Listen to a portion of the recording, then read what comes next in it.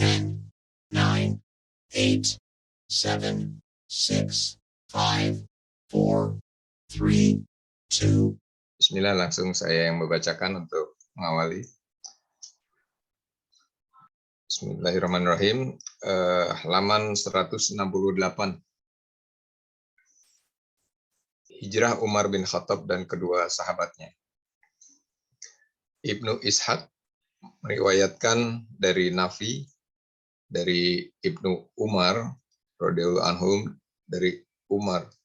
Katanya, ketika hendak hijrah ke Madinah, aku, Iyasi bin Abdur Rabi'ah, dan Hisham bin As bin Wa'il As-Sahmi sepakat untuk bertemu di Tanadib, di mata air Bani Ghifar di atas Syarif. Kami berkata, siapa saja di antara kita yang tidak muncul di sana pada pagi harinya, berarti ia tidak berhasil lolos dari rintangan Quraisy. Maka dua orang lainnya boleh melanjutkan perjalanan.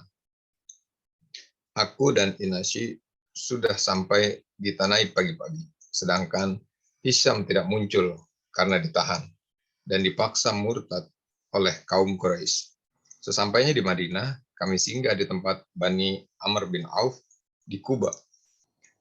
Abu Jahal bin Hisham dan Al-Haris bin Hisham pergi menemui Iyasi bin Abi Rabi'ah, yang merupakan sepupu dan saudara seibu keduanya. Sampai di Madinah, saat itu Rasulullah masih di Mekah. Mereka berkata kepada Iyas, ibumu bersumpah tidak akan bersisir sebelum bertemu denganmu, dan tidak akan berlindung dari terik matahari sebelum melihatmu. Iyasi langsung merasa iba kepada ibunya sehingga aku bertanya kepadanya, sungguhnya kaummu tidak menghendakimu kecuali supaya engkau meninggalkan agamamu. Karena itu, waspadalah terhadap mereka. Sebab, demi Allah, kalau ibumu terganggu oleh kutu, pasti ia akan bersisir. Dan jika ia terbakar oleh panasnya mentari Mekah, pastilah ia akan berteduh. Namun ia berkata, aku akan membantu ibuku memenuhi sumpahnya. Lagi pula, aku memiliki harta di Mekah, dan aku akan mengambilnya. Aku berkata, demi Allah, engkau tahu bahwa aku adalah orang Quraisy yang paling banyak harta. Akan kuberikan kepadamu separuh hartaku, tetapi jangan pergi bersama mereka. Sayangnya ia menolak dan tetap akan kembali ke Mekah bersama kedua orang itu. Maka aku berkata, kalau engkau memang ingin melakukannya, ambillah untaku, karena ini adalah unta yang pandai dan penurut. Jangan pernah turun dari atas punggungnya. Kalau ada tingkah laku mereka yang kau curigai, segera selamatkan dirimu dengannya. Akhirnya ia pergi juga bersama mereka dengan mengendarai unta tersebut. Di suatu tempat, Abu Jahal berkata kepadanya, saudaraku, demi Allah, untaku ini payah benar jalannya. Maukah engkau bergantian denganku membonceng di atas untamu? Iyasi menjawab, tentu saja. Kemudian Iyasi menderum untanya. Demikian pula Abu Jahal dan Al-Haris. Setelah mereka semuanya menapak tanah, kedua orang itu menyergap Iyasi dan mengikatnya dengan tali. Ia dibawa masuk ke Mekah. Mereka menyiksanya dan memaksanya keluar dari agamanya, dan ia pun terpaksa menurutinya. Ibnu Ishaq berkata, salah satu kerabat Iyasi bin Abu Rabi'ah menceritakan bahwa Iyasi tiba di Mekah pada siang hari dalam keadaan terikat. Kedua penawannya berkata, hai penduduk Mekah, inilah yang harus kalian lakukan terhadap keluarga kalian yang bodoh, sebagaimana yang telah kami lakukan terhadap orang-orang bodoh di antara keluarga kami ini. Umar menuturkan, kami dulu berpendapat bahwa Allah tidak akan menerima taubat seorang yang keluar dari agamanya. Masalah ini ramai diperbincangkan orang dan diyakini sampai Rasulullah SAW datang ke Madinah dan Allah menurunkan ayat berikut. Katakanlah, hai hambaku yang melampaui batas terhadap diri mereka sendiri. Janganlah engkau berputus asa dari rahmat Allah. Sungguhnya Allah mengampuni dosa semuanya. Sungguhnya Dialah yang Maha Pengampun lagi Maha Penyayang. Dan kembalilah kamu kepada Tuhanmu dan berserah dirilah kepadanya sebelum datang azab kepadamu, kemudian kamu tidak dapat ditolong lagi. Dan ikutilah sebaik-baik apa yang telah diturunkan kepadamu dari Tuhanmu sebelum datang azab kepadamu dengan tiba-tiba, sedang kamu tidak menyadarinya. Quran Surat Az-Zumar ayat 53 sampai 55. Aku menyalin ayat ini di lembaran. Lalu kukirim kepada Hisham bin As di Makkah. Belakangan Hisham mengisahkan, setelah menerima surat itu, aku membacanya di Zitua. Aku merenungkan dan memikirkan maksudnya, tetapi tidak juga faham. Akhirnya aku berdoa, ya Allah, buatlah aku faham tentang ayat ini. Maka Allah menurunkan pemahaman di dalam hatiku bahwa ayat ini diturunkan berkaitan dengan kami, yakni tentang kemurtadan yang dipaksakan kepada kami dan dikatakan tidak akan diampuni oleh Allah. Maka aku menunggangi untaku, lalu berangkat menyusul Rasulullah di Madinah. Sampai di situ dulu, Ustaz. Baik. Bismillahirrahmanirrahim. Jadi ini adalah kisah hijrahnya Umar ya, dengan Iyas dan Hisham. Ya, yang menarik di sini, kalau kita perhatikan, pertama ya, apa yang dilakukan oleh tiga orang ini, yaitu Umar, kemudian Iyas ya, bin Abi Rabi'ah dan Hisham bin As bin Wa'il As-Sahmi. Jadi mereka ini karena memang kalau kita lihat ini adalah bagian dari strategi ya, supaya mereka ini bisa hijrah dengan aman sampai ke tujuan, tidak memancing perhatian. Nah, karena itu di sini Umar mengatakan bahwa kita sepakat ya, untuk bertemu di Tanazib. Tanazib itu suatu tempat yang disebutkan mata air Bani Ghifar di atas Sorif. Ada satu kawasan. Jadi kawasan yang mereka sama-sama sudah tahu. Nah, seperti yang kemarin sebelumnya kita sudah ceritakan bagaimana peristiwa hijrahnya Rasulullah dengan Abu Bakar. Nah, jadi dalam hal ini disepakatilah rencana itu pada hari H, jam berapa mereka ketemu di situ, dan ternyata yang berhasil sampai di situ hanya 2 orang, yaitu Umar dan Iyas. Sementara Hisham ini akhirnya tercium rencananya itu sehingga ditangkap duluan oleh orang-orang Quraisy dan dipaksa murtad. Ya, dipaksa murtad. Nah, sementara di sini disebutkan, jadi Iyas yang sebenarnya sudah sampai di Madinah, itu disusul oleh Abu Jahal. Jadi Abu Jahal ini ternyata adalah merupakan saudara seibu. Saudara artinya ibunya Abu Jahal dengan ibunya Iyas ini sama. Nah, ini contoh bagaimana canggihnya Abu Jahal membujuk ya, Iyas ya, dengan menggunakan emosi, pendekatan emosional lah. Kalimatnya tadi dikatakan, ibumu bersumpah tidak akan bersisir sebelum bertemu dengan, ya, tidak akan berlindung dari terik matahari sebelum melihatmu. Ini kan siapa yang ngomong begini? Ini jadi pertama dalam hal ini, ya, Abu Jahal itu memang luar biasa upayanya untuk memulangkan atau menarik balik Iyas ini. Terus yang dipakai siapa? Ibunya, karena ibunya masih kafir. Yang dimanfaatkan apa? Emosinya, jadi supaya dia mau kembali. Nah, itu yang menjadi pelajaran penting gitu. Jadi ini menjadi pelajaran penting. Nah, dalam situasi-situasi seperti ini itu memang ya perasaan seperti itu dimainkan dan tinggal tadi ya kita itu percaya apa tidak gitu. Jadi kalau dalam kasus Abu Jahal tadi itu kan apakah itu kemudian akhirnya terbukti bahwa ibunya betul-betul seperti itu ataukah itu hanya rekayasa Abu Jahal? Makanya tadi kemudian dilihatkan di situ ternyata ya itu rekayasa Abu Jahal ya.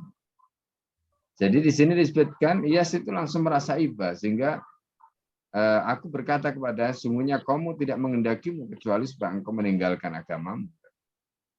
Karena itu waspadalah terhadap mereka. Ini nasihat yang disampaikan oleh Umar kepada Iyas. Jadi ini hati-hati loh kamu gitu. Jadi nasihati.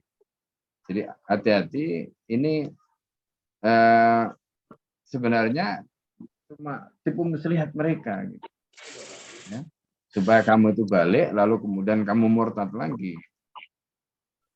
Akhirnya kemudian Iyas tidak mendengar nasihatnya Umar. Nah ini penting ya.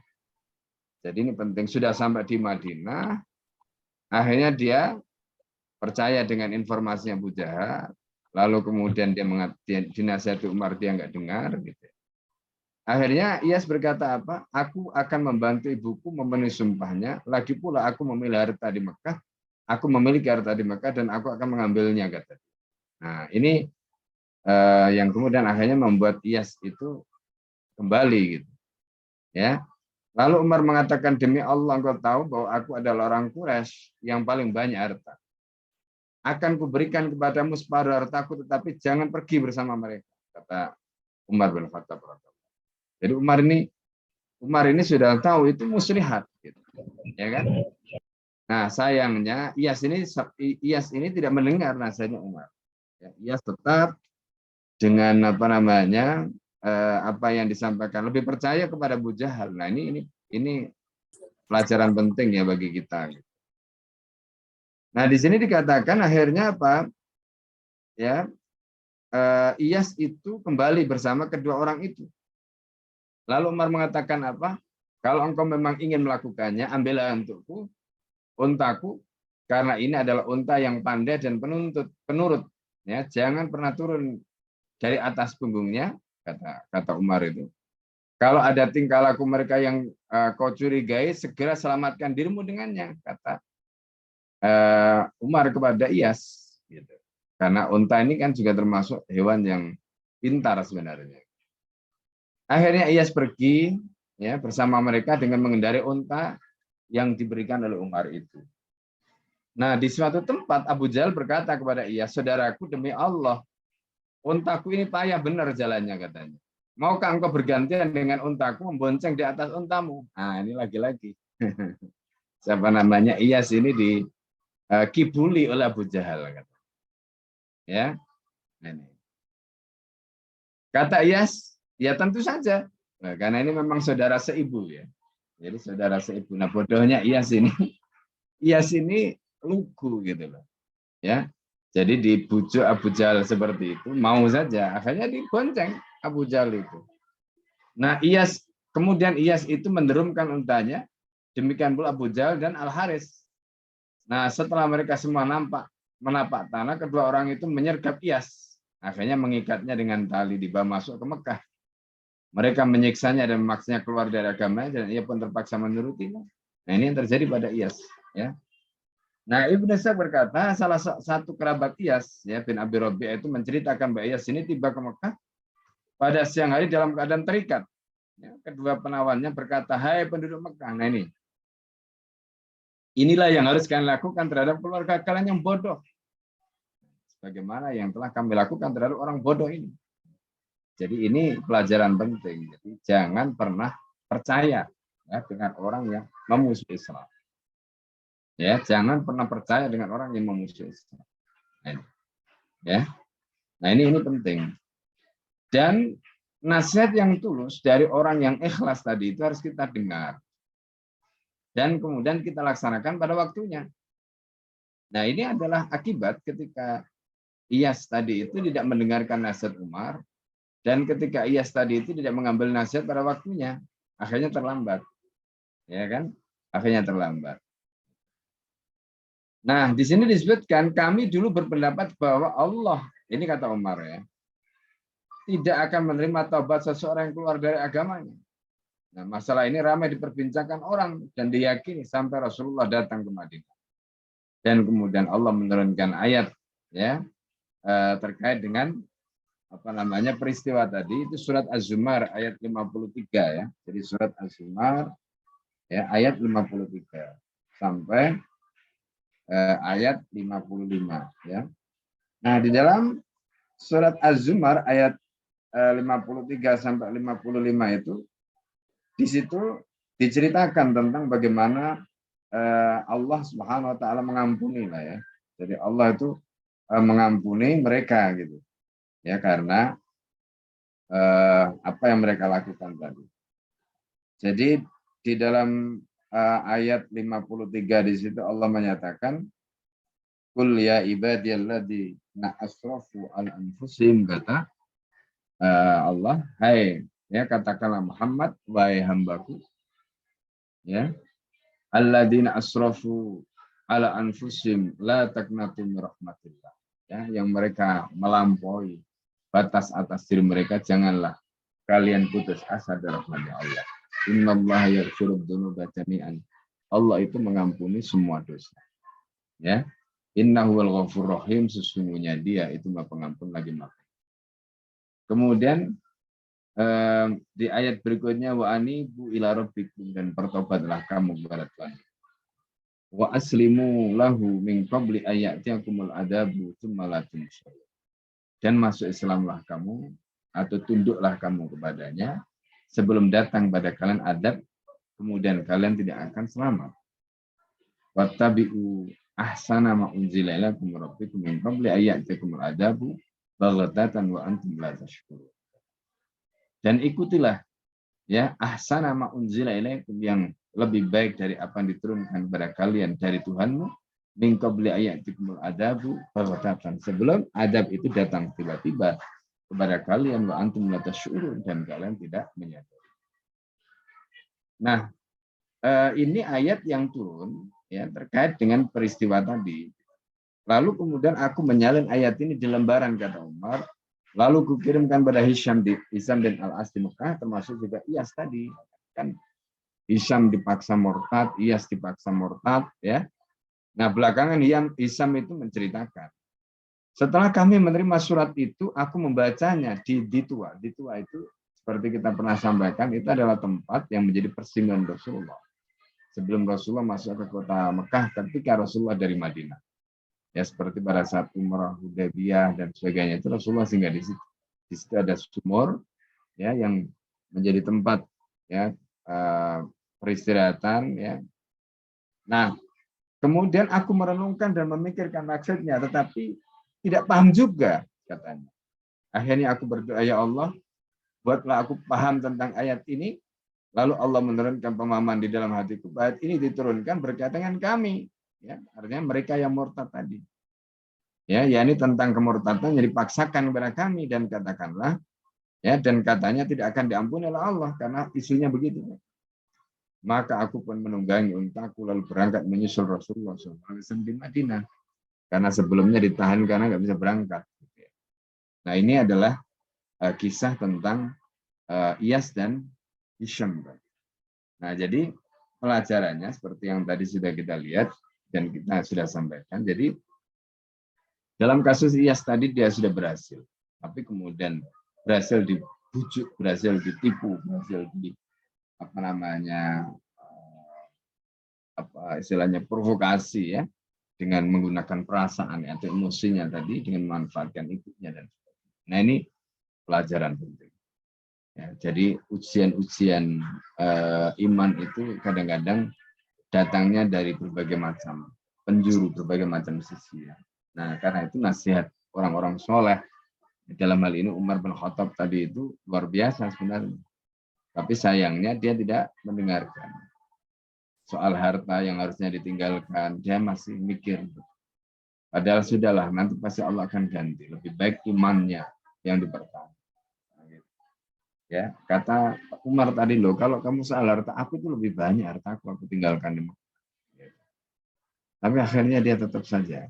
Ya ini berarti di dalam hatinya itu masih ada. Itu yang makanya disebutkan tadi di dalam surat Az-Zumar ayat 53 tadi itu, alladzina asrafu ala anfusihim. Jadi mereka ini termasuk orang-orang yang melampaui batas atas diri mereka. Ya sudah diingatkan gitu. Sudahlah, harta atau dunia itu tinggalkan. Kalau kita betul-betul tawajuh ya menuju kepada Allah Subhanahu wa taala. Tapi akhirnya ya manusia ya dia lalai gitu ya. Akhirnya terus terjadilah apa terjadi.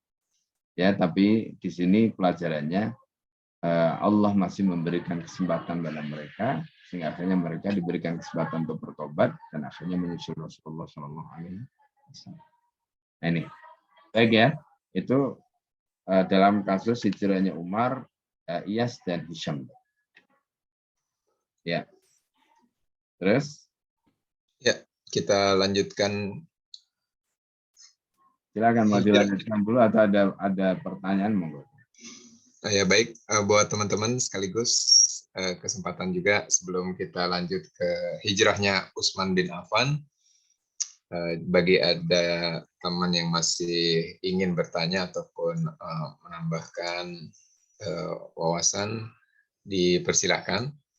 Pak D sepertinya sudah raise hand. Silahkan Pak D. Bismillahirrahmanirrahim. Assalamualaikum warahmatullahi wabarakatuh. Waalaikumsalam. Begini Ustaz, namanya tipu muslihat itu memang terlihat indah, terlihat kesannya itu menyelamatkan. Nah, rambu-rambu, parameter sehingga kita bisa melihat itu sebuah nasihat ataupun ternyata itu sebuah tipu muslihat itu seperti apa, Ustaz? Syukran, Ustaz. Ya. Nah, disitulah pentingnya standar ya. Di situ pentingnya kita punya standar, punya patokan. Kalau kita nggak punya patokan, kita nggak bisa memilah ini nasihat apa ini tipu muslihat. Ya. Nah, kalau kita perhatikan dalam kasus Iyas tadi, itu kan sebenarnya ketika Umar dan Iyas tadi itu mau berangkat ke Madinah ya, dari Mekah ke Madinah tadi. Pada saat mau berangkat itu kan sebenarnya mereka sudah ada kesepakatan untuk meninggalkan Mekah. Sudah ada kesepakatan untuk hijrah dari Mekah ke Madinah. Nah, berarti kan sudah jelas nih tujuan. Mereka akan meninggalkan Mekah karena di Mekah mereka tidak bisa menjalankan agama mereka. Mereka akan menuju ke Madinah karena di sanalah mereka akan bersama Rasulullah SAW. Kan begitu. Nah, itu harusnya menjadi patokan. Harusnya itu menjadi standar. Lalu kemudian tentu ada harga yang mereka bayar karena hidup ini kan pilihan. Ya, hidup ini pilihan. Apa harga yang mereka bayar? Harga yang mereka bayar kan tentu mereka kalau ingin aman ya sudah tanpa membawa apa-apa. Ibaratnya kalau misalnya mereka akan dikejar, mereka pun bisa lari dengan kencang karena mereka tidak membawa apa-apa. Toh nanti harta itu pada akhirnya Allah akan ganti. Nah, itulah yang sebenarnya awalnya ada di dalam pikiran mereka. Tetapi apa yang terjadi pada Iyas tadi itu kemudian akhirnya semua dimentahkan dia sendiri. Jadi yang harusnya sudah selesai ketika sudah di Madinah tadi, di mana hartanya ditinggalkan yang semula nggak ada masalah, kemudian setannya tadi datang membisikkan sesuatu. Ya. Abu Jahal ini kan setannya sebenarnya, ya kan? Setannya. Jadi setan yang berupa Abu Jahal begitu. Dan dia memprovokasi Iyas dengan membangun sentimen, membangun emosi, ya kan, membangkitkan emosinya, baik itu terkait dengan ibunya, awalnya tentang ibunya, lalu kemudian muncul bisikan di dalam hatinya, oh iya sekalian kan saya masih punya harta di sana, mau tak ambil lah sekalian. Toh dia sudah tahu kira-kira, kan dia sudah tahu kalau saya jerat di sini, dipikir aman-aman saja. Nah, dari sini kita paham apa IAS ini ada persoalan ya, tadi itu, terkait dengan keimanan. Artinya ya konsekuensi dari hijrah tadi itu harusnya kan ya sudahlah, legowo aja. Apapun yang ditinggalkan di Mekah biarlah. Itu yang terjadi pada Suhaib Ar-Rumi, itu yang terjadi pada Umar bin Khattab yang tadi beliau katakan, aku itu lebih kaya, aku lebih banyak harta yang aku tinggalkan. Itu yang juga terjadi pada Abdurrahman bin Auf, gitu, ya. Ditinggalkan semua hartanya itu. Ya. Beliau itu berangkat ke Madinah itu cuma membawa baju dan kuda yang dinaiki.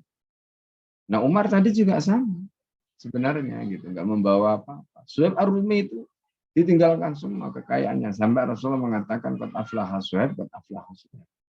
Nah, itu menunjukkan apa? Itu kan keimanan mereka, tawakal mereka yang luar biasa. Nah, ini harusnya standar ini yang dipakai untuk memilah, oh iya sudah, apapun resikonya tidak akan kembali. Nah, yang kedua itu terkait dengan kesadaran politik, artinya kesadaran untuk membaca situasi dan kondisi. Ketika di Madinah kan Abu Jahal nggak berani melakukan tindakan, apakah itu mengikat, apakah itu menyeret, ataukah menyiksa dan sebagainya, kan nggak berani. Nah, tapi ketika IAS ini berhasil dibawa, lalu kemudian jauh dari para sahabat, ya pasti itu akan dilakukan. Nah, apalagi tadi ya, sudah dinasihati oleh Umar bin Khattab ya. Nah, ini lagi-lagi pinternya Abu Jahal untuk menyiasati IAS ini supaya kena jebakan. Dia minta dibonceng. Nah, ketika dibonceng di belakangnya peganglah dia, lalu kemudian pada saat yang sama temannya itu mengikat. Nah, ini yang terjadi. Akhirnya kemudian terikatlah dia sampai ke Mekah. Nah, jadi ini contoh lagi-lagi tipu muslihat yang sebenarnya kalau dari awal itu sudah tahu, oh ini begini. Jadi ibaratnya gini, ada standar yang harus dipakai ya terkait dengan tadi itu keimanan, pengorbanan, itu kan konsekuensi-konsekuensi yang menjadi standar, yang harusnya menjadi pilihan. Tidak kemudian balik lagi gitu, ngurusi hartanya lah, ngurusi inilah, itu macam-macam. Sementara dia tahu konsekuensi kalau itu nanti ya dia akan ditarik. Nah, itu yang juga menjadi pelajaran bagi kita. Ya. Jadi kadang-kadang kita hijrah itu juga menghadapi situasi seperti itu. Ya, menghadapi situasi seperti itu. Akhirnya semakin lama tarikannya itu semakin kencang dan semakin kuat. Sehingga akhirnya nggak bisa lepas lagi, balik lagi. Nah, itu yang terjadi dalam kasus IAS tadi. Nah, karena itu di sini mestinya harus punya patokan, kemudian ya dia harus meninggalkan apapun yang kira-kira bisa membuat dia ditarik lagi tadi itu harus ditinggalkan. Nah, kesadaran itu penting. Nah, ketika kesadaran itu penting, jadi patokan tadi ada, kesadaran itu penting. Nah, kemudian istiqomah melakukan atau istiqomah dengan pilihan dari sabar dengan segala resiko dan konsekuensi. Insya Allah nanti selamat. Nah, contohnya kasus Umar tadi, akhirnya Umar selamat, ya kan? Nah, itu yang bisa Menambahkan sedikit Ustaz. Tadi juga kan ada kaitannya dengan tertinggalnya sahabat Umar Hisham yang nyata bahwa dia tidak hadir di titik yang sudah ditentukan. Dan pada saat itu memang diketahui kabar bahwa tertahan dengan kondisi memang ada kepastian ditahan dan dipaksa untuk murtad oleh kaum Quraisy. Sehingga itu merupakan sebuah pertimbangan nyata yang harusnya dipikirkan menjadi bagian dari rambu-rambu gitu, bahwa kalau memang aman harusnya kan sudah berhasil hijrah gitu, sehingga untuk kita tetap tidak tergoda oleh rayuan, dan itu bisa kita definisikan sebagai tipu muslihat dari musuh Islam khususnya. Ini itu tambahan catatan yang ya bisa juga. Jadi kan harusnya belajar. Jadi ya meskipun mereka itu keluarga, tapi dalam hal ini itu kan mereka tidak ridho, ya kan? Tidak ridho keluarganya tadi itu kalau keluarganya ini memeluk Islam, sehingga mereka juga akan terus berupaya menarik balik. Nah, itulah yang seharusnya dipelajari dan dijadikan sebagai pelajaran. Jadi supaya tidak percaya begitu saja tipu muslihatnya tadi. Dan ketika Umar memberi nasihat seperti itu, justru nasihat Umar tadi dimentahkan. Nah, kadang-kadang begini ya, ini juga pelajaran. Jadi orang itu ketika dinasihati itu nggak dengar gitu, karena pede gitu, ya kan, pede. Tapi setan itu nggak bodoh. Gitu. Setan itu nggak bodoh. Nah, ketika dia pede dan nggak mau dengan nasihat tadi itu, orang yang bujuk dia itu kan pinter. Nah, ini juga pelajaran ya. Apa namanya kalau kita bicara dalam konteks siasat. Ya. Jadi kalau mungkin teman-teman sekarang baca peristiwa Hamas sekarang ya. Hamas itu sekarang lagi ramai karena Hamas itu dianggap berkhianat karena dia mau apa namanya mengakui dan bekerja sama dengan rezim Assad di Suriah. Sementara kan Assad ini di Timur Tengah itu kan sudah dianggap ya apa namanya musuh lah, ya, terutama bagi rakyat Suriah dan seterusnya. Lah kok aneh Hamas ini mau gitu. Nah, dalam kasus seperti ini itu seringkali tadi bujukan model Abu Jahal itu masuk. Ya. Seperti dulu waktu kasus di Afghanistan itu antara kelompok satu dengan yang lain itu kan sebenarnya sama-sama didekati. Amerika dengan melalui Iran atau ada yang langsung Amerika. Ujungnya nanti mereka sebenarnya adalah ingin dikalahkan. Tapi ketika dinasihati dengan nasihat yang tulus dari orang-orang yang ikhlas nggak mau mendengar. Nah, akibatnya apa?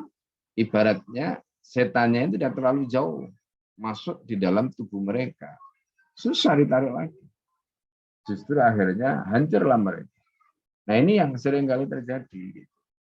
Jadi ketidakwaspadaan terhadap manuver-manuver setan tadi itu karena merasa pede, karena merasa bisa menyelesaikan, karena merasa jadi akhirnya dianggap orang lain itu bodoh. Ya. Nah, padahal mereka sudah menyiapkan berbagai macam jebakan-jebakan supaya dia ini masuk perang. Nah, dan akhirnya masuk di perangkap itu dan selesai sudah. Nah, itu pelajaran penting. Makanya jangan pernah percaya dengan orang yang memusuhi Islam, mereka itu tidak akan melakukan kebaikan ya untuk Islam dan untuk Muslim. Nah, ini poinnya. Ya, baik. Baik, terima kasih penjelasan Ustaz. Mudah-mudahan cukup clear buat penanya, Pak D. Nah, dipersilahkan buat rekan-rekan lainnya jika masih ingin membahas di topik yang pertama di bab hijrah. Ya, poin hijrahnya Umar bersama kedua sahabatnya. Di mana kita tadi sudah membuat catatan yaitu jangan pernah percaya kepada rayuan atau tipu daya dari musuh-musuh Islam yang memang sudah nyata karakteristiknya, dan terbukalah hati untuk mendengarkan nasihat orang ikhlas yang soleh di antara kita. Jika ingin bertanya dipersilakan raise hand, dan untuk akhwat dipersilakan menuliskan di kolom chat. Kalau memang tidak ada, kita lanjutkan ke bahasan berikutnya. Langsung saja saya bacakan. Bismillahirrahmanirrahim. Hijrahnya Utsman bin Affan.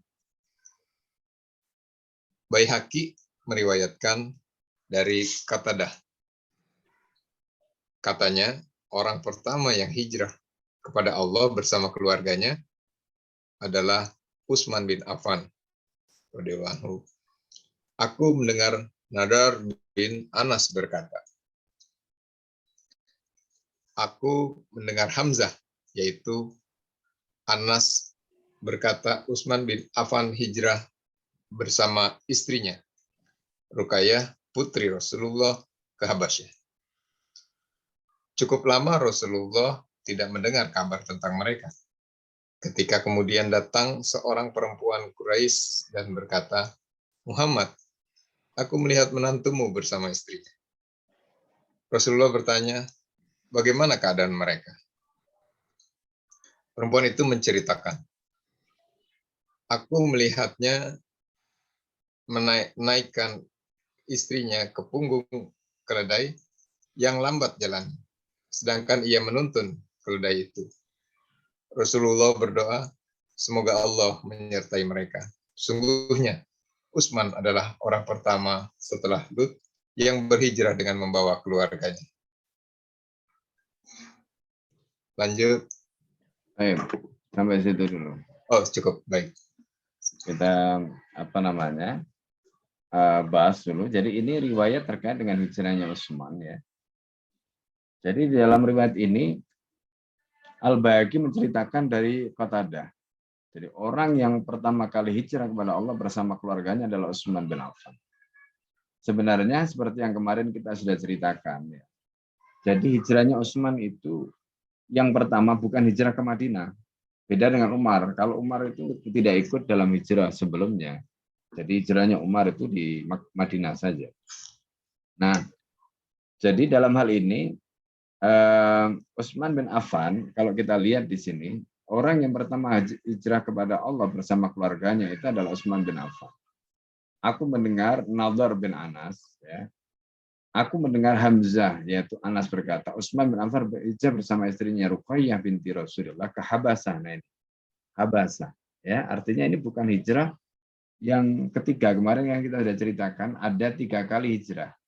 Hijrah yang pertama ke Habasah, kemudian hijrah yang kedua, yang dihukumi hijrah yang kedua itu ketika para sahabat itu mereka mendengar di Mekah itu sudah banyak masuk Islam pada saat Rasulullah mendapatkan surat An-Najm, ya, karena di akhir ayat itu ada ya perintah untuk sujud tilawah gitu, sehingga itu membuat orang Quraisy pun ketika dibacakan ayat itu terhipnotis, ikutlah mereka semuanya sujud.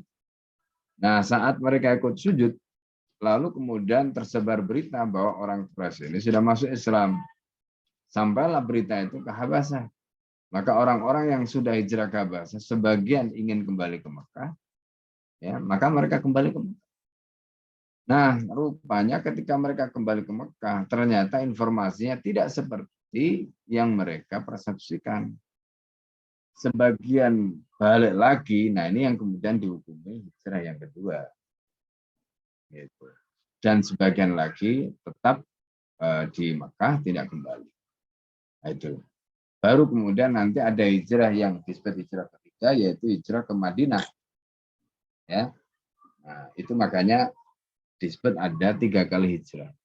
Ya, hijrah ke Habasah yang pertama, kemudian yang kedua setelah peristiwa surat An-Najm tadi, dan yang ketiga itu adalah hijrah ke Madinah. Kemudian dalam riwayat Utsman ini tadi disebutkan Utsman adalah yang pertama kali, kemarin kita sudah ceritakan ya, mereka naik kapal ya bersama laki dan perempuan. Nah, itu yang kemudian nanti menjadi dasar para fuqaha itu menjelaskan tentang bagaimana hukum naik angkutan umum. Ya, kalau di situ ada laki dan perempuan. Ya, jawabannya ya boleh. Ya, jawabannya boleh sebagaimana pada saat Rasulullah ya membenarkan para sahabat untuk hijrah ke Habasah, mereka naik kapal. Di kapal itu isi laki dan perempuan jadi satu. Nah, ya, jadi kalau kita sekarang naik pesawat, kalau kita sekarang naik misalnya bis, ya di situ ada campur laki perempuan nggak apa-apa. Ya, itu sebagaimana yang terjadi di zaman Nabi pada saat mereka hijrah ke Habasah. Nah, ini terkait dengan hijrahnya Utsman. Ya. Nah, cukup lama Rasulullah tidak mendengar kabar tentang mereka. Ketika kemudian datang seorang perempuan Quraisy dan berkata, Muhammad, aku melihat menantumu bersama istri. Maksudnya di Habasah. Lalu Rasulullah bertanya, bagaimana keadaan mereka? Perempuan itu menceritakan, aku melihatnya menaikkan istrinya ke punggung keledai yang lambat jalan. Sedangkan ia menuntun di keledai. Rasulullah kemudian mendoakan, semoga Allah menyertai mereka. Nah, ini doa ya. Rafaqakumullah ya. Jadi rafaqakumullah. Nah, itu. Jadi makanya kalau ada teman kita yang misalnya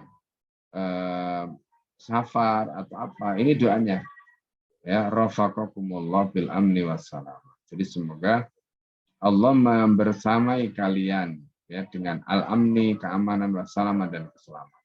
Itu doanya sebagaimana Rasulullah mendoakan Utsman, mendoakan putrinya tadi ya, yaitu Sayyidah Ruqayyah binti Rasulullah SAW.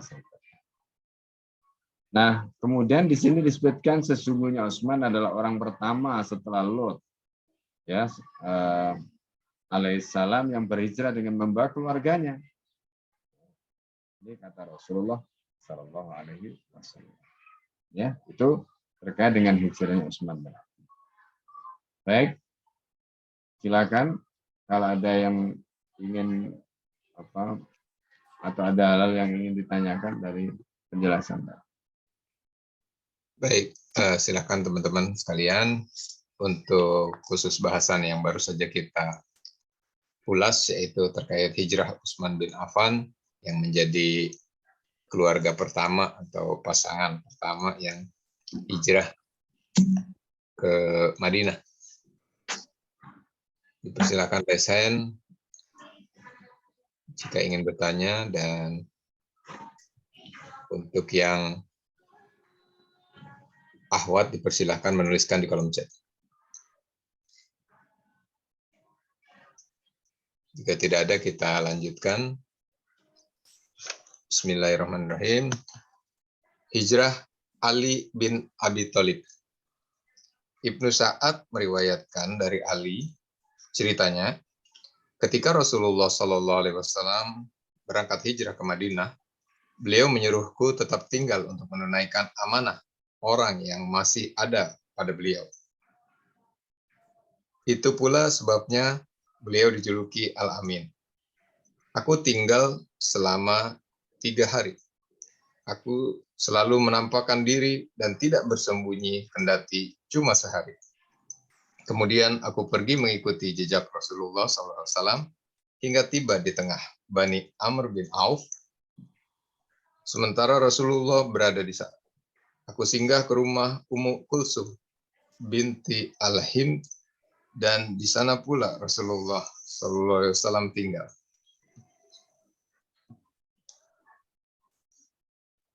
Ya. Lanjut. Ya. Nah, riwayat yang berikutnya ini adalah riwayat tentang Ali. Ya. Nah, ini diceritakan oleh Abu Sa'ad, ya, meriwayatkan dari Ali. Jadi cerita Sayyidina Ali itu ketika Rasulullah SAW berangkat hijrah ke Madinah, Baginda SAW itu menyuruhku tetap tinggal. Nah, ini peristiwa yang terkait dengan Sayyidina Ali diminta untuk menempati tempat tidurnya itu, ya, untuk menunaikan amanah yang masih ada pada Baginda SAW. Jadi Nabi itu kan sebelumnya sudah berusaha untuk mengembalikan amanah-amanah tadi. Kemarin kita sudah sampaikan sebelum Rasulullah SAW hijrah itu, Rasulullah itu karena sebelumnya itu mendapatkan banyak titipan, jadi orang itu percaya kepada Nabi, ya, karena ketika itu kan belum ada bank, jadi belum ada bank. Jadi fungsi bank itu kan salah satunya kan untuk nyimpan duit, nyimpan harta. Nah, mereka itu percaya kepada Rasulullah karena Rasulullah ini adalah orang yang amanah. Makanya mereka titipkan barang-barang mereka kepada Nabi. Nah, menjelang Rasulullah itu hijrah, barang itu dikembalikan. titipan-titipan mereka, tapi kan nggak semuanya, karena saking banyaknya. Lalu kemudian apa yang masih tersisa tadi itu, Rasulullah minta ya kepada Ali yang ketika itu diberi amanah untuk tadi yang kita sebutkan, pertama menempati tempat tidurnya Nabi supaya mengelabui orang Quraisy, yang kedua untuk menyampaikan amanah-amanah yang masih tersisa, itu supaya diberikan kepada mereka-mereka yang punya, ya, kepada sahibul amanah, orang-orang yang punya. Nah, makanya di sini Rasulullah mendapatkan gelar Al-Amin karena amanahnya itu, ya, karena amanahnya itu. Lalu beliau mengatakan, aku tinggal selama 3 hari, ya. Dan Rasulullah pada saat itu kan memang 3 hari di mana? Rasulullah 3 hari di Gua Thur, ya kan? Rasulullah juga 3 hari di Gua Thur. Nah, Sayyidina Ali ini mengatakan kami tinggal 3 hari untuk menyelesaikan amanah itu. Aku selalu menampakkan diri dan tidak bersembunyi, ya, kendati cuma sehari. Kemudian aku pergi mengikuti jejak Rasulullah setelah itu, ya, hingga tiba di tengah Bani Amr bin Auf. Sementara Rasulullah ketika itu berada di sana. Aku singgah di rumah Ummu Kulthum binti Al-Hind, dan di sana pula Rasulullah SAW tinggal. Jadi ketemu di situ. Jadi kalau kita lihat pesannya Rasulullah tadi jelas pada Sayyidina Ali. Nah, perlu dicatat Sayyidina Ali itu pada waktu itu umurnya kira-kira baru 20-an tahun. 21-an lah. Karena kan kalau kita hitung, ya, kita hitung Rasulullah ketika menjadi Nabi dan Rasul itu umurnya 40 tahun. Ya. Kemudian Sayyidina Ali pada waktu itu umurnya 8 tahun. Jadi 8 tahun. Ketika Rasulullah umur 40 itu 8 tahun. Nah, Rasulullah SAW itu hijrah di Madinah itu setelah dakwah, ya, kurang lebih selama berapa itu 23 tahun. Jadi kalau kita hitung 23 ditambah, ya, kurang lebih lah, ya, itu ada yang mengatakan Sayyidina Ali itu umurnya 20-an tahun, ada yang mengatakan kalau tadi kita hitung misalnya Sayyidina Ali itu bergabung dengan Rasulullah itu umur 8 tahun, berarti kalau ditambah 23 tahun berarti berapa? 31, ya. Kurang lebih, ya. Ya. Kalau kita hitung pakai hitungan itu. Tapi kalau kita melihat riwayat yang lain, ya kurang dari 30-an, karena kalau kita perhatikan pernikahan Sayyidina Ali dengan Sayyidah Fatimah itu juga sangat, maksudnya masih muda sekali, ya, masih muda sekali. Jadi usianya di bawah. Nah, jadi ini ya memang biasalah seperti itu, ya, ada perbedaan di kalangan ahli sirah, ya, tentang umur itu, karena memang tahunnya juga kan ketika itu belum fix, tapi kira-kira aja, ya. Jadi umurnya kurang lebih gitu, antara 20-30 itu pada saat menjalankan amanahnya Rasulullah. Nah, itu kira-kira. Jadi ini semuanya terkait dengan peristiwa hijrahnya Sayyidina Ali. Dan dari sini kita bisa tahu bagaimana strategi Rasulullah, kemudian bagaimana Sayyidina Ali tadi. Ya. Nah, yang menarik kan di sini Sayyidina Ali itu kan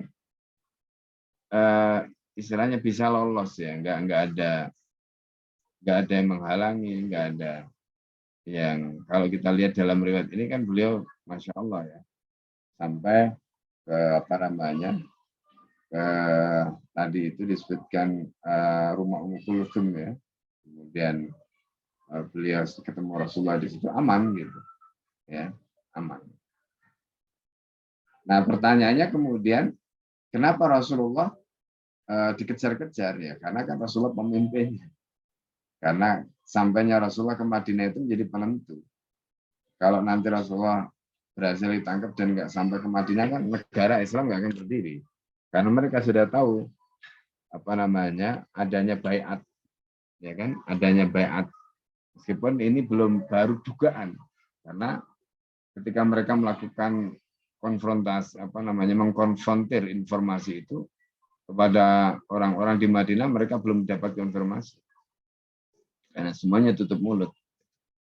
Tapi tanda-tanda itu mereka sudah baca. Nah, baru kemudian ketika Rasulullah nanti sampai di Saniyal Wada, nah di situ disambut begitu luar biasa oleh orang-orang Yasrib, sampai kemudian akhirnya Abdullah bin Ubay bin Salul itu akhirnya terpaksa pura-pura masuk Islam. Ya kalau enggak ya habis. Ya, jadi itu pelajaran juga ya, bagi kita. Nanti kalau Islam menang itu ya orang-orang munafik itu ya pura-pura mendukung. Ya sekarang mereka memusuhi. Tapi nanti ketika Islam menang ya seperti Abdullah bin Ubay bin Salul itu. Ya. Baik gitu ya, itu tentang ulasan terkait dengan hijrahnya Sayyidina Ali bin Abi Thalib. Baik. Ya, dipersilakan buat teman-teman yang ingin bertanya ataupun menambahkan wawasan kita terkait dengan hijrahnya Utsman bin Affan dan juga Ali bin Abi Thalib. Ya, untuk yang Ikhwan langsung dipersilakan raise hand dan open kamera, dan yang Ahwat dipersilakan untuk menuliskan di kolom chat. Jika belum ada, mari kita lanjutkan di bahasan berikutnya, yaitu hijrah Ja'far bin Abi Thalib dan para sahabat. Ibnu Ishaq meriwayatkan dari Ummu Salamah bahwa ia mengatakan, ketika itu Mekah terasa sempit bagi para sahabat Rasulullah karena mereka dianiaya, disiksa, dan dipaksa murtad dari agama mereka. Sementara Rasulullah tidak bisa membela mereka. Beliau sendiri berada dalam perlindungan kaum dan pamannya sehingga tidak mengalami hal yang tidak beliau sukai seperti yang menimpa para sahabat. Rasulullah memberitahu mereka di Habasyah ada seorang Najasyi yang tidak membiarkan seorang pun terzalimi di sisinya. Pergilah ke negerinya sampai Allah memberi kelapangan dan jalan keluar dari musibah yang menimpa kalian. Kami berangkat ke Habasyah berkelompok-kelompok sampai akhirnya semua berkumpul di sana. Kami tinggal di negeri terbaik dengan tetangga terbaik, merasa aman dengan agama kami dan tidak khawatir terhadap kezaliman. Ketika mengetahui bahwa kami sudah punya tempat tinggal dan perlindungan, kaum Quraisy merasa dengki. Maka mereka bersepakat mengirim utusan kepada Najasyi untuk meminta supaya ia mengusir kami dari negerinya dan mengembalikan kami kepada mereka. Yang berangkat sebagai utusan Quraisy adalah Amr bin As dan Abdullah bin Abi Rabi'ah. Keduanya mengumpulkan beraneka ragam hadiah untuk Najasyi dan para pembesarnya. Untuk setiap pembesar Najasyi yang dipersiapkan hadiah tersendiri. Kepada kedua utusannya, kaum Quraisy berpesan, berikanlah hadiah kepada masing-masing pembesar sebelum kalian berbicara tentang orang Islam itu. Berilah pula hadiah kepada Najasyi. Usahakan agar kalian berhasil mengatasi para muhajirin itu sebelum mereka bertemu dengan Najasyi dan para pembesar. Amr bin As dan Abdullah bin Abi Rabi'ah pun bersiap menghadap Najasyi. Mereka terlebih dahulu menemui para pembesarnya dan tidak satu orang pun yang tidak mereka beri hadiah. Setelah itu, kedua utusan ini mengutarakan maksudnya. Kami datang kepada tuanku Najasyi untuk urusan orang bodoh dari kaum kami. Mereka tidak menentang agama kaum mereka dan tidak pula masuk ke dalam agama Tuhan. Itu sebabnya kaum mereka mengutus agar tuanku Najasyi mengembalikan mereka kepada kami. Nanti apabila kami berbicara dengan tuanku Najasyi, kami harap Tuan menyarankan agar orang Islam itu dipulangkan kepada kami. Para pembesar Najasyi menjawab, Baiklah, akan kami lakukan hal itu. Selanjutnya, kedua utusan Quraisy itu memberikan hadiah kepada Najasyi. Hadiah dari Mekah yang paling ia sukai adalah kulit yang disamak Musa bin Uqbah. Menceritakan bahwa mereka menghadiahkan kuda dan sutra kepada Najasyi. Setelah memberikan hadiah, mereka berkata, "Tuanku Najasyi, segolongan orang bodoh dari kaum kami telah meninggalkan agama kaumnya dan tidak pula mengikuti agama tuanku. Mereka datang dengan membawa agama baru yang tidak kami kenal, dan kini berlindung di negeri tuanku. Kami diutus oleh kerabat mereka, ayah, paman, dan kaum mereka, agar tuanku mengembalikan mereka kepada kaumnya. Itu karena kaum mereka lah yang lebih tahu tentang bagaimana mereka. Sungguhnya mereka tidak memeluk agama tuanku, jadi tidak layaklah tuanku melindungi mereka." Najasyi sangat marah dan berkata, "Tidak, demi Tuhan, aku tidak akan mengembalikan mereka kepada kaumnya sebelum mereka memanggil mereka, berbicara dengan mereka, dan mempertimbangkan agama mereka. Mereka adalah kaum yang berlindung di negeriku dan lebih memilih perlindungan dariku daripada yang lain. Jika mereka memang seperti apa yang digambarkan oleh kaumnya, aku akan memulangkan mereka. Tetapi jika tidak, aku akan mempertahankan mereka. Aku tidak akan mencampuri urusan mereka dengan kaumnya dan tidak akan mengembalikan mereka." Musa bin Uqbah menuturkan bahwa para pembesar negeri menyarankan agar Najasyi memulangkan para pengungsi itu kepada kaum mereka. Namun, Najasyi menjawab tegas, "Demi Tuhan, tidak, sebelum aku mendengarkan perkataan mereka dan mengetahui agama apa yang mereka ikuti." Ketika para muhajirin menghadap Najasyi, mereka mengucapkan salam, tapi tidak bersujud seperti orang pada umumnya. Orang Najasyi berkata, "Maukah kalian menjelaskan kepadaku mengapa kalian tidak memberi salam hormat seperti yang dilakukan kaum kalian apabila menghadap kepadaku? Beritahu aku bagaimana pendapat kalian tentang Isa bin Maryam. Apakah agama kalian? Apakah Nasrani?" Mereka menjawab, "Tidak."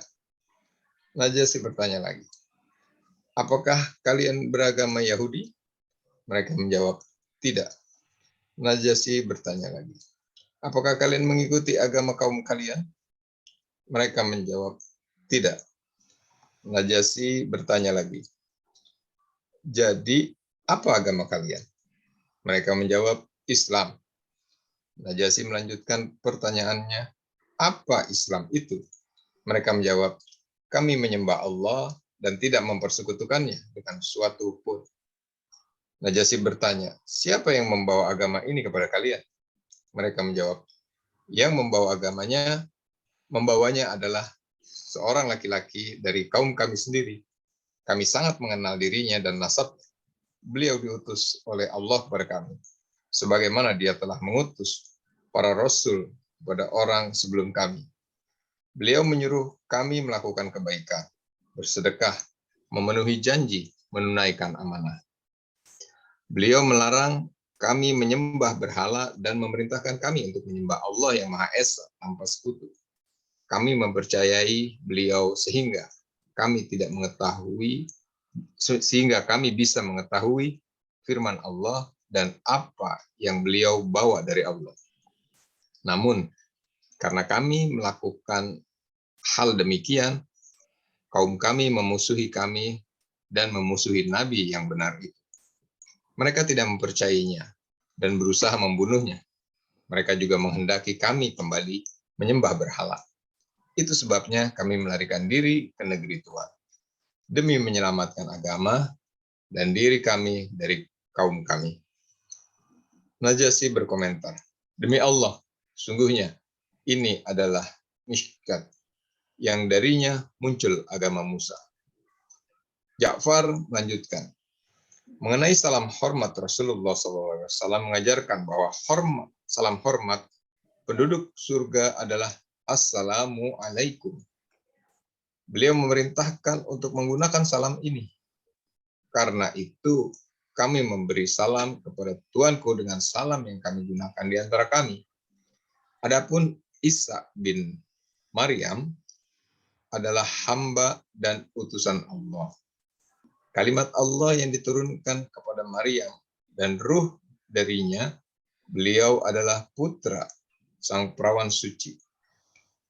Mendengar itu, Najasyi meraih sebatang ranting dan berkata, "Demi Allah, sungguhnya Isa bin Maryam tidak melebihi apa yang kau katakan itu, walau cuma seberat ranting ini." Mendengar hal itu, para pembesar Habasyah berkata, "Demi Tuhan, seandainya rakyat Habasyah mendengar perkataan Tuanku tentang Isa, mereka pasti menurunkan Tuanku dari tahta." Najasyi menukas, "Demi Tuhan, pendapatku tentang Isa alaihissalam tidak melebihi ini. Lagi pula, Tuhan tidak perlu tunduk kepada manusia berkaitan dengan urusanku. Ketika Dia memberiku kekuasaan dan kemenangan, maka aku pun tidak perlu tunduk kepada manusia berkaitan dengan urusan agama Tuhan. Aku berlindung kepadanya dari hal itu." Hadis yang panjang tentang masalah ini juga diriwayatkan oleh Ahmad dari Ummu Salamah, istri Nabi SAW. Dikisahkan oleh Ummu Salamah, kemudian Najasyi mengutus seorang untuk menemui dan mengundang sahabat Rasulullah ke istananya. Setelah kedatangan utusan Najasyi itu, para sahabat berkumpul untuk berunding. Mereka berbicara satu sama lain, "Apa yang akan kalian katakan kepada Najasyi sewaktu menemuinya nanti?" Yang lain menjawab, "Demi Allah, kita akan mengatakan apa yang kita ketahui dan apa yang diperintahkan oleh Nabi kita tentang apa yang terjadi dalam hal itu." Tatkala para sahabat sampai, Najasyi juga mengundang uskupnya. Mereka membuka kitab mereka di sekelilingnya. Setelah itu, dimulailah dialog di antara mereka. Najasyi bertanya, "Seperti apa agama yang membuat kalian menyelisihi kaum kalian ini, sedangkan kalian juga tidak mengikuti agamaku atau agama siapapun di antara umat yang ada?" Bertindak sebagai juru bicara adalah Ja'far bin Abu Thalib. Ia berkata, "Tuanku Najasyi, dahulu kami adalah kaum jahiliyah. Kami menyembah berhala, memakan bangkai, melakukan perbuatan nista, memutuskan hubungan silaturahim, berbuat jahat kepada tetangga, dan golongan yang kuat menindas golongan yang lemah. Kami hidup dalam keadaan demikian sampai Allah mengutus kepada kami seseorang, Rasul dari kaum kami sendiri, yang kami ketahui nasab, kejujuran, amanah, dan kehormatannya. Rasul ini menyeru kami kepada Allah agar kami mengesahkan dan menyembahnya, serta meninggalkan apa yang disembah oleh nenek moyang kami selain Allah, seperti bebatuan dan berhala. Beliau menyuruh kami berbicara jujur, menunaikan amanah, menjaga silaturahim, berbuat baik kepada tetangga, menahan diri dari larangan yang diharamkan, serta menjauhkan pertumpahan darah. Beliau melarang berbuat keji, bersaksi palsu, memakan harta anak yatim, dan menuduh perempuan baik-baik berbuat zina. Beliau memerintahkan kami menyembah Allah semata, tidak menyekutukannya dengan sesuatu pun, mendirikan sholat, membayar zakat, dan berpuasa Ramadan. Kemudian Ja'far menjelaskan beberapa hal tentang Islam. Kami mempercayai Nabi ini dan beriman kepadanya. Kami mengikutinya berdasarkan ajaran yang beliau bawa. Kami menyembah Allah semata dan tidak menyekutukannya dengan apapun. Kami mengharamkan apa yang diharamkan Allah untuk kami, dan kami menghalalkan apa yang dihalalkan Allah untuk kami. Namun, kaum kami memusuhi kami, menyiksa kami, dan memaksa kami meninggalkan agama kami. Mereka ingin agar kami kembali menyembah berhala alih-alih menyembah Allah, dan agar kami menghalalkan hal keji yang pernah kami halalkan.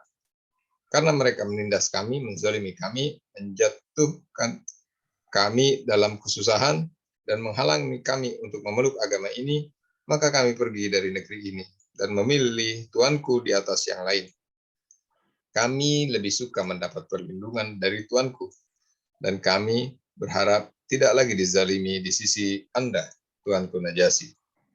Najasyi bertanya kepada Ja'far, apakah engkau mempunyai sesuatu yang dibawa Rasul dari sisi Allah? Ja'far menjawab, ya tentu. Najasyi berkata, kalau begitu bacakan kepadaku. Maka Ja'far membacakan awal surat Kaf Ha Ya Ain Sad. Demi Allah, setelah mendengar ayat yang dibacakan, Najasyi menangis sampai janggutnya basah. Uskup juga menangis sampai kitab suci mereka basah. Lalu Najasyi berkata, sungguh kitab ini dan kitab yang dibaca, yang dibawa oleh Musa berasal dari Mishkat yang sama. Lalu ia berpaling kepada Amr bin As dan Abdullah bin Rabi'ah.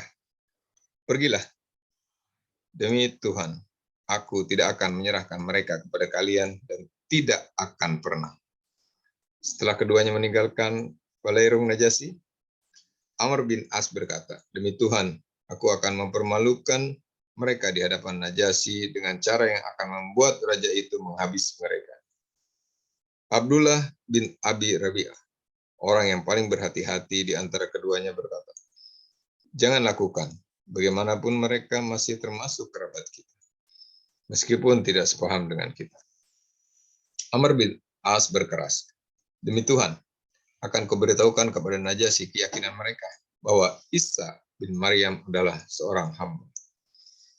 Hari berikutnya, Amr bin As kembali menghadap Najasyi dan mengatakan, Tuanku Najasyi, sungguhnya mereka telah mengatakan sesuatu yang besar tentang Isa bin Maryam. Alangkah baiknya jika Tuanku mengutus seorang kepada mereka dan menanyai pendapat mereka tentang Isa bin Maryam. Najasyi pun mengirimkan utusan untuk menanyai mereka. Tidak pernah kami mengalami persoalan seberat itu. Para sahabat berkumpul untuk merundingkan hal tersebut, dan yang satu bertanya, apa yang akan kalian katakan kalau Najasyi bertanya soal ini? Yang lain menjawab, demi Allah, akan kita katakan seperti yang difirmankan Allah dan disampaikan oleh Nabi kita tentang hal ini. Setelah mereka menghadap, Najasyi berkata, apa pendapat kalian tentang Isa bin Maryam? Ja'far bin Abi Thalib menjawab, pendapat kami sesuai dengan apa yang disampaikan oleh Nabi kami, yaitu bahwa Isa bin Maryam adalah hamba serta utusan Allah, ruh dan kalimatnya, yang ditaruh pada diri Maryam sang perawan suci. Mendengar ini, Najasyi memukulkan tangannya ke tanah, kemudian mengambil sebatang ranting dan berkata, putra Maryam tidak melebihi apa yang kau katakan, walau sekedar sepanjang ranting ini. Mendengar perkataan sang Najasyi, para uskup dan pembesar negara yang berada di sekelilingnya mendengus marah. Namun Najasyi berkata, meski kalian mendengus, aku tidak peduli. Kepada para sahabat, ia berkata, demi Tuhan, pergilah, kalian aman di negeriku. Barang siapa menghinakan kalian, ia akan kukenai sanksi. Barang siapa menghinakan kalian, ia akan kukenai sanksi. Aku tidak suka seandainya memiliki sebuah gunung emas, tetapi aku menyakiti seorang dari kalian. Kemudian ia berpaling kepada para pembesar. Kembalikan hadiah itu kepada mereka, sebab aku tidak membutuhkannya. Demi Tuhan, dia tidak menerima suap dariku ketika memberikan tahta ini kepadaku. Maka aku juga tidak akan menerima suap dari urusannya. Dia tidak tunduk kepada manusia berkenaan dengan urusanku. Maka aku juga tidak akan tunduk kepada mereka berkenaan dengan urusan. Kedua utusan Quraisy itu akhirnya meninggalkan Balairung Najasyi dengan perasaan terhina. hadiah yang mereka bawa dikembalikan semua. Adapun kami tinggal di sisi Najasyi, di negeri terbaik dan bersama tetangga terbaik. Sungguh, Najasyi tetap seperti itu ketika tiba-tiba muncul orang yang hendak merebut tahtanya. Demi Allah, setauku tidak pernah kami gundah gulana melebihi saat itu. Kami khawatir para pemberontak berhasil menggulingkan Najasyi sehingga naiklah penguasa baru yang tidak memahami hak kami, sebaik yang dilakukan oleh Najasyi. Saat itu pasukan Najasyi mulai bergerak, sedangkan pasukan kedua kubu terhalang oleh sungai Nil. Maka para sahabat Rasulullah sekali-kali berunding, siapa di antara kita yang bersedia pergi, supaya bisa mengetahui jalannya peperangan, lalu kembali untuk memberitahu kita. Zubair bin Awam menyahut, aku saja yang pergi. Zubair adalah yang termuda di antara kaum lelaki saat itu. Kemudian mereka meniup geriba dan memasangnya di dada Zubair. Ia pun berenang menyeberangi sungai Nil mendekati sisi yang menjadi medan pertempuran kedua pasukan. Setelah itu, ia berjalan sehingga cukup dekat supaya bisa mengamati jalannya pertempuran.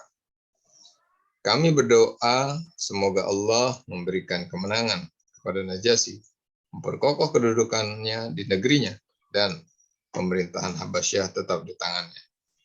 Sehingga kami bisa hidup di negeri yang paling baik hingga waktunya kami kembali kepada Rasulullah SAW di Mekah. Ya. Ya, ini terkait dengan peristiwa Ja'far ya. Ini panjang sekali, tapi ini gambaran yang luar biasa ya, seperti yang difilmkan. Gitu. Jadi kalau kita lihat filmnya Umar itu adegan ini termasuk adegan yang paling detail, paling rinci. Nah, Bapak sekalian yang dimuliakan Allah, jadi peristiwa hijrahnya Ja'far dan para sahabat. Jadi kalau tadi kan Sayyidina Ali itu tetap di Mekah, ya. Karena Ja'far ini lebih tua daripada Zainal. Jadi Ja'far ini dulu dia diambil oleh Abbas. Abbas itu adalah saudaranya Abu Thalib. Nah, kalau Sayyidina Ali itu sejak kecil memang diasuh oleh Rasulullah. Karena memang Abu Thalib itu miskin, tapi anaknya banyak. Ya. Nah, Abbas ini kaya. Nah, Rasulullah itu karena punya Ibunda Khadijah, jadi kaya juga sebenarnya pada saat itu bisa mengadopsi atau bisa mengambil sebenarnya, bisa mengasuh atau merawat Sayyidina Ali. Itu gambaran sedikit tentang latar belakang mereka. Nah, ketika peristiwa ini terjadi, tadi sudah kita sampaikan itu adalah terkait dengan hijrah ke Habasyah, dan itu merupakan hijrah pertama dan kedua. Nah, kalau kita perhatikan dalam konteks tadi, sebenarnya itu lebih kepada hijrah yang pertama, karena pada saat hijrah yang pertama itu, waktu itu orang Quraisy itu langsung mereka mengirim orang. Nah, yang dikirim ini bukan main, bukan orang sembarangan gitu. Amr bin As itu, kalau kita pelajari dari riwayat tadi, itu ahli diplomasi. Ya, karena itu Amr bin As ini licin orang. Ya, licin sejak sebelum masuk Islam. Makanya Amr bin As ini diutus. Jadi kalau kita lihat dialog-dialognya itu kan luar biasa. Ya. Jadi Najasyi itu Kristen. Najasyi itu agamanya Kristen. Kita sudah sampaikan. Najasyi itu sebenarnya gelar yang diberikan kepada raja di Habasyah, di Abyssinia atau di Ethiopia. Nah, cuma Najasyi yang ditemui oleh Ja'far atau yang pada saat itu memberikan perlindungan ini masih Kristen. Ya. Karena nanti ada peristiwa di mana Rasulullah ketika di Madinah itu mensolatkan Ghaib jenazah Najasyi. Ketika Najasyi itu meninggal dunia. Nah, karena itu para ulama kemudian menjelaskan, jadi kalau begitu Najasyi itu bukan satu, tapi Najasyi itu banyak. Sebagaimana Fir'aun itu bukan satu, banyak. Nah, karena Fir'aun itu gelar. Ya, Fir'aun itu gelar. Nah, Najasyi itu juga sama, dia gelar. Nah, ini yang harus kita paham. Nah, dalam kasus ini, itu Najasyi yang Kristen tadi. Ya. Nah, siapa yang diutus untuk menghadap Najasyi tadi? Ada dua orang di sini namanya disebut, yaitu Amr bin As dan Abdullah bin Abi Rabi'ah. Jadi, dua orang ini anggaplah mereka ini sebagai seorang diplomat, ya, ahli diplomasi yang memang luar biasa. Jadi kalau kita lihat caranya itu pertama mereka kumpulkan hadiah untuk menaklukkan ya, Najasyi dengan hadiah yang banyak. Nah, kemudian yang kedua, itu kalau kita lihat ya sebenarnya hadiah saja nggak cukup, gitu. Ya, narasi yang mereka mau sampaikan itu apa? Nah, itu yang kemudian mereka susun. Nah, di situ diceritakan ya di halaman 172 tadi itu kan. Setelah Najasyi ketemu mereka memberikan hormat, kemudian narasi yang dibangun itu mereka ini orang-orang yang memecah belah. Jadi ini narasi yang kita lihat hari ini itu juga terjadi ya. Jadi rupanya narasi yang berkembang sekarang itu ya narasi yang dibangun oleh orang-orang kafir di masa lalu. Jadi orang Islam itu dikatakan memecah belah kaumnya, ya termasuk intoleran macam-macam lah gitu. Sesuatu yang kalau mereka ini ada di tengah kalian ini, jadi ditakut-takuti, ya. Jadi ada monsterisasi terhadap mereka ini. Padahal apa yang mereka lihat, apa mereka alami nggak seperti itu, gitu, ya kan? Nah, akhirnya kemudian dipanggil karena mereka minta, Amr bin As itu minta diusir aja. Ya, ini kalau tadi kan Abu Jahal itu caranya menarik balik Iyas itu kan Iyasnya yang dibujuk. Nah, kalau ini kan nggak mungkin. Jadi yang dibujuk itu orang memberikan perlindungan, yaitu Raja Najasyi. Caranya bagaimana? Caranya dengan membangun narasi, kontra narasi, atau membangun narasi yang narasi itu bisa membuat Najasyi tadi percaya gitu. Sebentar ya, baterainya.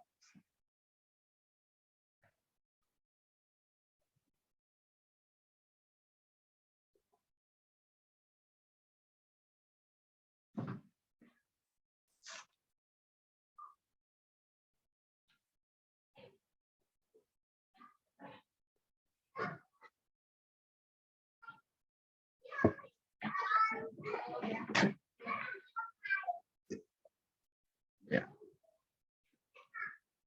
Nah, jadi dalam kasus tadi maka kemudian Amr bin As termasuk ya temannya tadi itu, ya,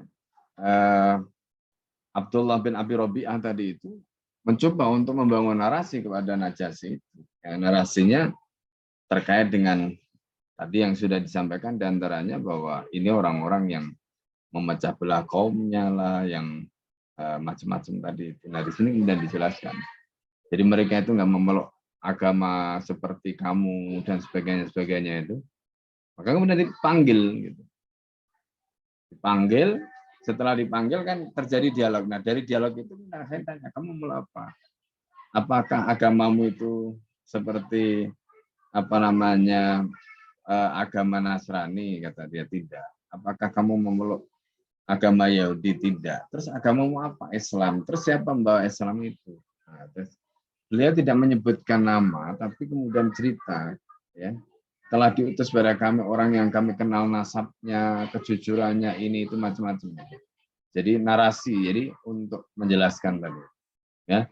Terus beliau mengajarkan kami agar mengesahkan Allah, begini, ya. Sampai kemudian soal salam, kenapa kok salamnya tidak seperti kalian? Karena salam yang diajarkan pada kami adalah salam penduduk surga, salamnya bunyinya begini, gitu kan, assalamualaikum, Bagaimana kami menyampaikan pada Anda assalamu ala man ittabal huda dan seterusnya. Itu disampaikan gitu kepada Najasyi. Termasuk kemudian ketika ditanya tentang siapa Maryam, siapa putranya, ya kan? Kemudian apa yang dinarasikan tadi bahwa dia ini nyerang kamu, ya, nyerang tentang ini tentang itu, begitu dijelaskan. Jadi bahwa Isa itu adalah putra Maryam, beliau itu bukan merupakan, jadi kan kalau di situ kan disebutkan bukan anak Tuhan, ya kan? Kemudian dia adalah merupakan roh yang dititipkan oleh Allah ke dalam semua. Dan ternyata ketika Ja'far itu menyampaikan apa adanya tentang apa yang disampaikan oleh Allah di dalam Al-Quran. Jadi yang dibacakan itu adalah surat Maryam, ya. Kan tadi dimulai dari ayat yang pertama, kaf ya ain shad. Nah, itu kan. Jadi itu juga sesuatu yang menarik karena ayat tadi itu dimulai dengan kata itu enggak lazim, gitu. Potongan-potongan huruf kaf, huruf ha, huruf ya, ain, huruf shad, gitu. Lalu kemudian disebutkan di situ dzikru rahmati rabbika abadahu Zakaria, disebutkan, ya. Idna darabbahu nidaan khafiyya qala rabbi inni wahanal adamu yaminni washta'ala ra'su syaibatan. Sampai cerita tentang cerita tentang bagaimana Sayyidah Maryam proses kehamilannya, nggak punya, jadi perawan suci yang nggak punya suami tiba-tiba bisa hamil, kemudian bagaimana tentang Nabi Isa alaihissalam dan seterusnya. Begitu mendapatkan penjelasan tadi justru menarik, ya kan? Raja Najasyi itu semakin yakin gitu bahwa ini adalah la mishkatun wahidah. Jadi ini berasal dari mishkat yang sama. Meskipun tadi kan ketika di situ disampaikan, ya, tentang Isa itu kan, ya, tentang Isa itu kemudian pendetanya itu agak mendengus gitu. Pendetanya itu mendengus dan marah. Kata pendetanya itu, kalau kamu sampaikan ini kepada rakyatmu pasti kamu akan didongkel. Kata Raja Najasyi, ya. Faktanya yang benar kan seperti itu. Jadi memang mereka ini, pendeta-pendeta itu kan berusaha bagaimana mereka melakukan tahrif juga, kan.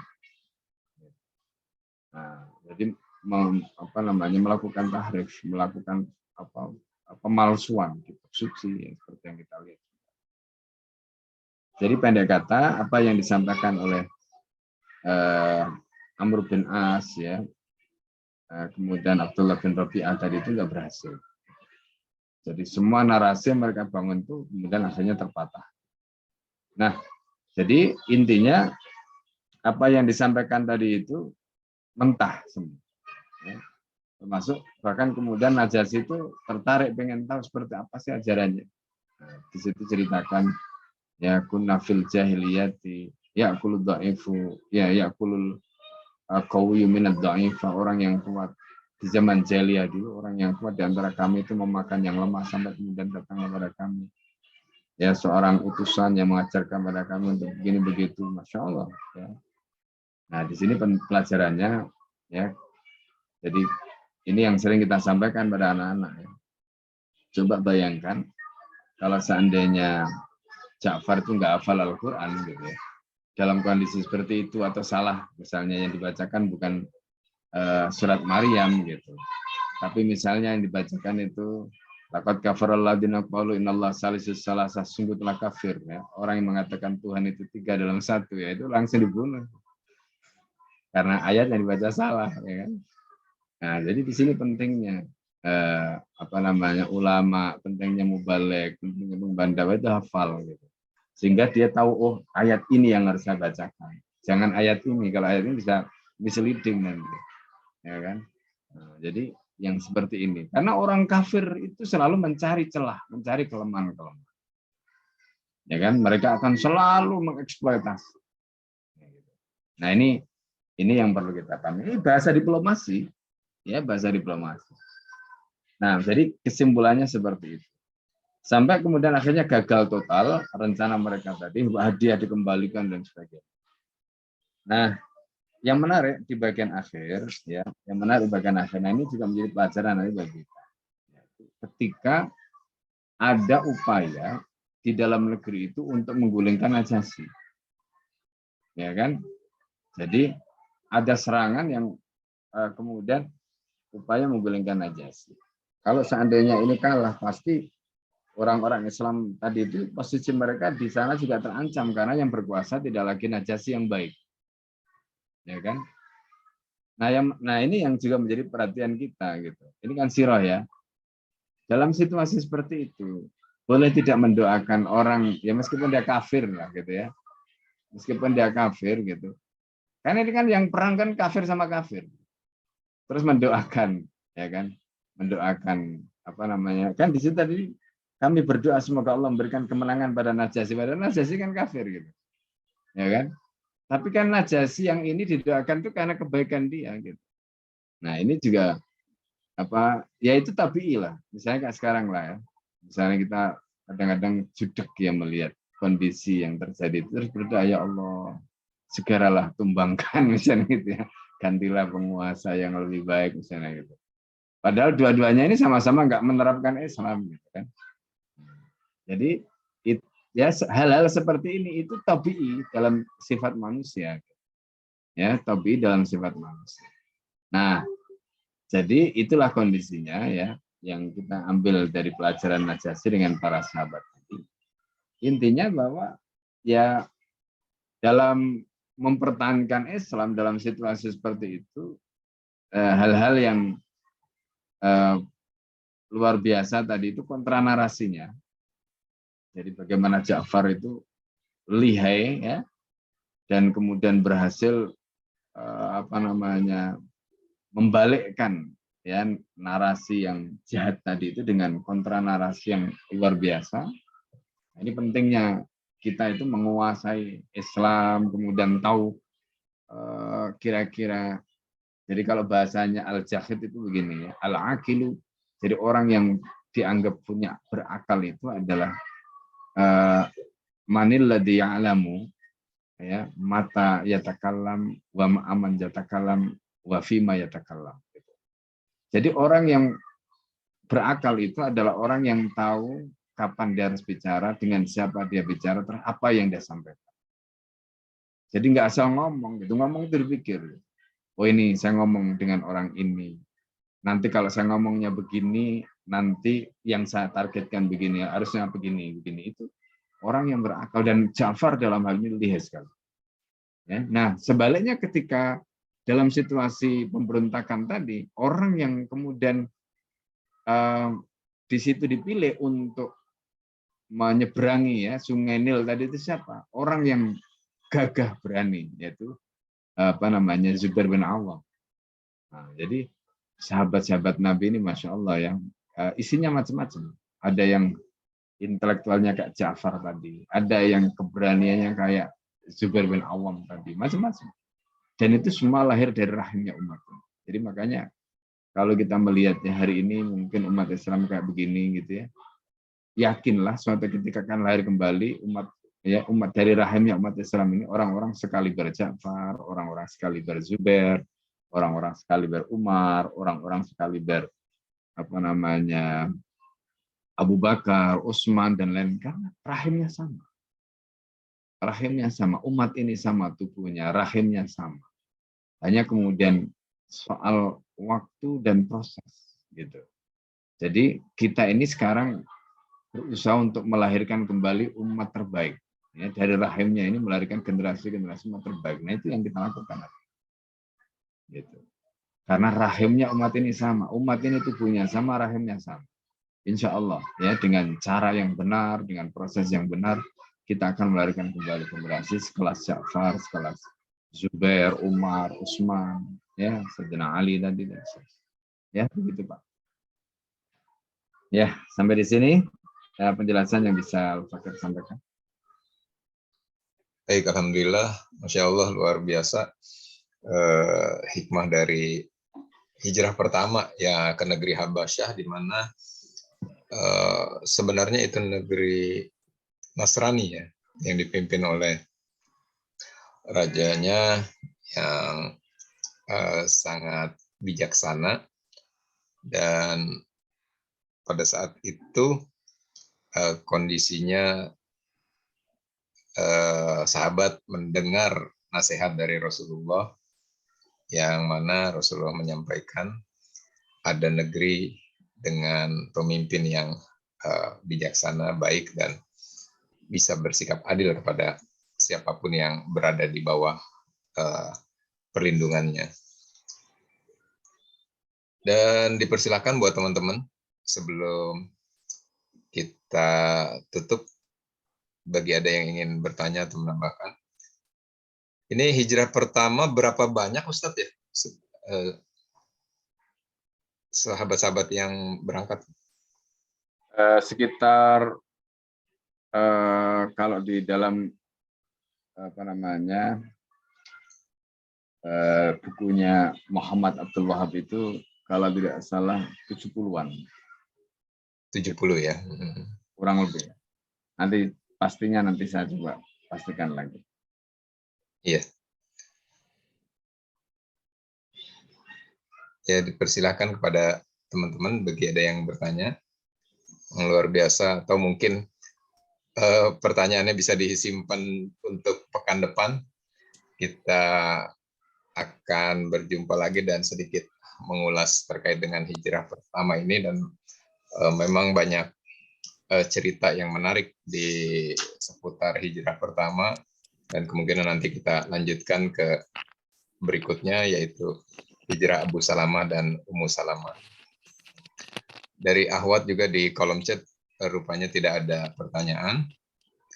Ya, insya Allah penjelasannya sudah sangat detail, bahwa banyak hal yang bisa kita ibrohkan dari cerita tersebut, bahwa saat kita hijrah dan yakin apa yang kita bawa sebagai ajaran risalah terbaik, sampaikan apa adanya dan kuasai ilmunya dengan persiapan-persiapan terbaik untuk menjawab berbagai tantangan yang ada di hadapan kita.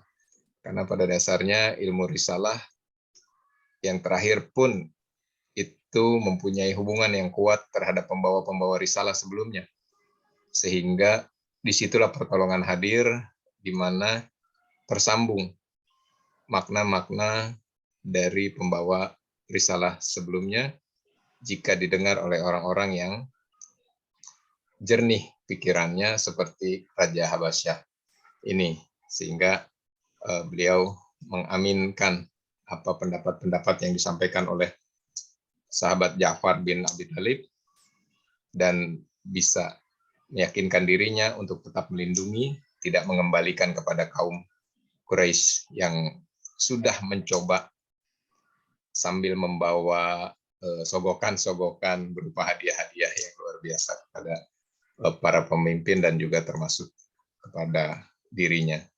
Dengan tegas, pemimpin yang bijak dan mempunyai ilmu luas juga berhati-hati dalam mengambil keputusan, termasuk menghadirkan ahli dari sisi agama ya, yang mendampingi beliau untuk mengambil keputusan, dan akhirnya menghadirkan keputusan yang tepat untuk melindungi kaum muslim yang memang memilih berlindung kepadanya dibanding ke negeri-negeri yang lain.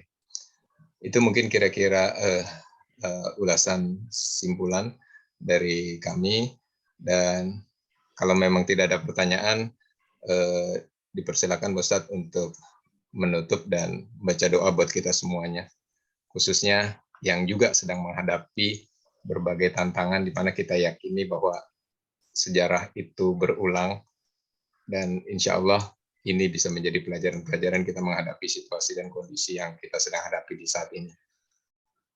Mangga, Ustadz. karena waktu kita bisa Ya, baik. lanjut. Kita tutup bersama-sama dengan doa ya. Kita baca surat Al-Fatihah untuk kebaikan dan manfaat ilmu kita, waktu kita semuanya. Ya. Semoga Allah memberikan kebaikan. Ala diniyah wal kulinatin sorihah al-Fatihah. Alhamdulillah. Ya kana amdu. Ya kana sta'in ihdinas siratal ladzina Bismillahirrahmanirrahim. Allahumma salli wa sallim ala sayyidina Muhammad. Alhamdulillah rabbil alamin. Hamdan yafi ni'amahu wa yakfi mazida ya rabbana lakal hamdu. Kama yanbaghi li jalali wajhikal karim wa 'azimi sultanik. Allahumma inna nas'aluka ridhaka wal jannah wa na'udzu bika min sakhatika wan nar. Allahumma inna nas'aluka ilman nafi'an wa rizqan halalan tayyiban wa 'asan mubarak. إن كان في السماء فانزله وإن كان في الأرض فأخرجه إن كان بعيدا فقربه وإن كان قليلا فكثره اللهم ربنا هب لنا من أزواجنا وذرياتنا قرة أعين واجعلنا للمتقين إماما اللهم انفعنا بما علمتنا وعلمنا ما ينفعنا وزدنا علما ربنا آتنا في الدنيا حسنة وفي الآخرة حسنة وقنا عذاب النار صلى الله على سيدنا محمد والحمد لله رب العالمين. Amin. Waalaikumsalam warahmatullahi wabarakatuh. Jazakallah khairan katsiran pada guru kita semuanya, Kiai Haji Hafiz Abdurrahman, yang telah meluangkan waktu untuk bisa membersamai kajian sirah ini. Alhamdulillah sudah melewati 1 tahun usianya, kita berwajah di tatap layar, dan insya Allah semakin istiqomah ke depannya, dan semakin bisa membawa kebaikan buat siapapun yang selalu berusaha untuk belajar terus-menerus sampai waktu yang tidak tentukan. Amin ya rabbal alamin. Mari sama-sama kita akhiri kajian kita di pekan ini dengan membacakan istighfar 3 kali. Astagfirullahaladzim, astagfirullahaladzim, astagfirullahaladzim. Dan doa penutup kafaratul majlis, subhanaka Allahumma wa bihamdika asyhadu alla ilaha illa anta astaghfiruka wa atubu ilaik. Kurang lebihnya mohon maaf, kami mewakili seluruh panitia yang bertugas dari kajian sirah berdoa kepada kita semuanya supaya bisa selalu istiqomah dalam kajian ini dan juga menjadi bagian dari dakwah kita kepada yang lain, insya Allah. Kurang lebihnya mohon maaf, sekali lagi salah dari kami, benar hanya dari Allah. Billahi taufik wal hidayah. Assalamualaikum warahmatullahi wabarakatuh.